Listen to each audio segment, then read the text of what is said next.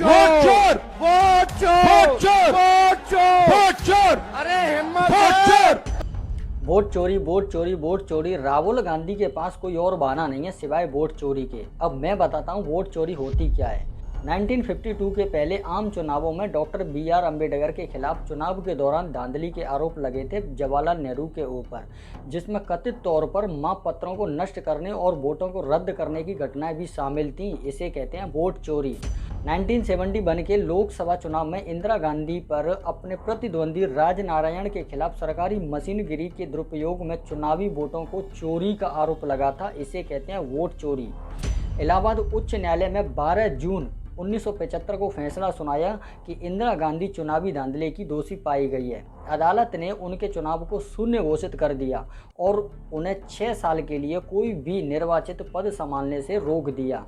इसी फैसले के कारण देश में इमरजेंसी लगाया गया। इसे कहते हैं तानाशाही और इसे कहते हैं वोट चोरी।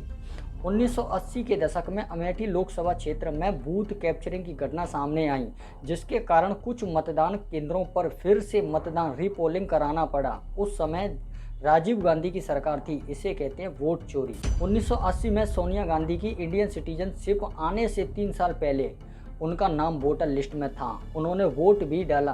क्यों भाई, किस अधिकार से वोट डाला? इसे कहते हैं वोट चोरी। मैं कांग्रेस लीडरों से साफ कहना चाहूँगा कि इस देश की जनता ने 1990 के दशक से ही कांग्रेस को उठाकर फेंक दिया। फिर भी राहुल गांधी जनता को पता नहीं क्या क्या साबित करते रहते हैं कि हम हारे नहीं हैं, हराए गए हैं। अरे यार, कॉमन सेंस की बात है कि आज अगर कोई नेता 10, 20, 50 इंसानों को इकट्ठा करके जेल में डाल नहीं सकता, जबकि इंदिरा गांधी ने लाखों इंसानों को इकट्ठा जेल में डाल दिया। क्या आज ये पॉसिबल है? लाखों इंसानों की नसबंदी करा दी। क्या कसूर था उन गरीब इंसानों का जिनको ठीक से इलाज भी नहीं मिल पाया? भूखे प्यासे जाने कितने लोगों की इमरजेंसी समय में जान चली गई। कांग्रेस उस समय क्या करना चाह रही थी? क्या पूरे देश को इस्लामी राष्ट्र? तभी तो कांग्रेस ने हिंदुओं को हम दो और हमारे दो का फॉर्मूला दे दिया। तीसरा बच्चा पैदा करने पर हॉस्पिटलों में रोक लगा दी। वहीं दूसरी तरफ सलमा को हर बच्चा पैदा करने पर 2-2, 3-3 हज़ार रुपये इनाम भी रख दी ताकि मुस्लिम आबादी जल्दी से जल्दी बढ़ सके। इस देश की जनता ने वो दौर देखा है। इस देश की जनता ने वो कांग्रेस का अन्याय सहा है। क्या आपको अभी भी लगता है कि ये जनता कांग्रेस को अभी भी वोट देगी? राहुल गांधी के पास कोई और बहाना नहीं है अपनी हार एक्सेप्ट करने का।